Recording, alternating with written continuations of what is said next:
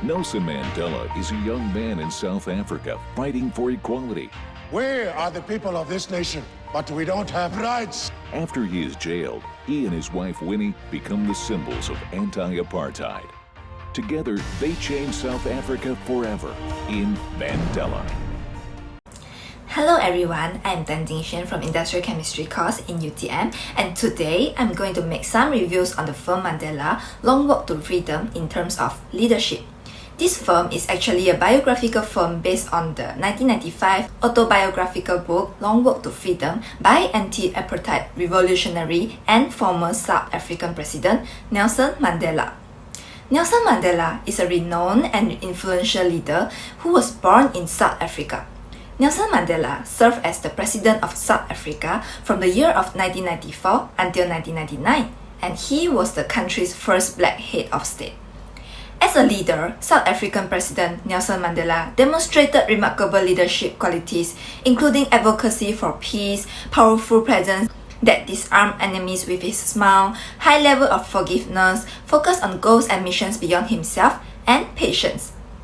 Mandela and other revolutionary leaders, as well as their leadership styles, motivate and inspire the public with action. Leadership is defined as the ability to motivate and influence people towards achieving a certain goal. Good leaders, like Mandela, established their leadership styles with a vision and inspired other people to follow their directions to achieve goals. There are various leadership styles that can be found on Nelson Mandela. In his fight against apartheid and during his advocacy for democracy, Mandela always used the charismatic leadership style. In leadership studies, charisma is defined as a quality that differentiates the person who possesses it from others, giving him or her unrivaled persuasive power. After Mandela joined the African National Congress (ANC) in the 1940s, he was able to bring together many educated and uneducated youths to form the ANC Youth League. Moreover, Mandela led the black Africans in defying the segregation rules of the all-white parks. Mandela also led the youths to attack and sabotage major government facilities in South Africa. For example, they attacked railways, power, and telephone installations. These acts indicate that Mandela was a persistent and persevering leader who could not give up the fight until he and his followers achieved their goals. Aside from this, the leadership style that Mandela commonly applied was transformative.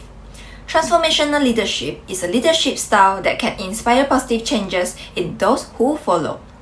The leader has the confidence, respect, and loyalty of his or her followers. Mandela was such a leader. As a significant leader, he elevated his followers' consciousness by appealing to their higher values and ideals, even encouraging many to educate themselves as it would be the key to success. Something has to change. And how should that happen? Education, hard work, pride. While in prison, he had the courage to fight for his rights, and he was able to let his followers and partners have better living conditions in the prison. Listen, we are going to start making demands. And our first demand is going to be long trousers. Have you got anything else to say to me? Yes. I've put in a request for long trousers. Long trousers. He wants long trousers. Long trousers!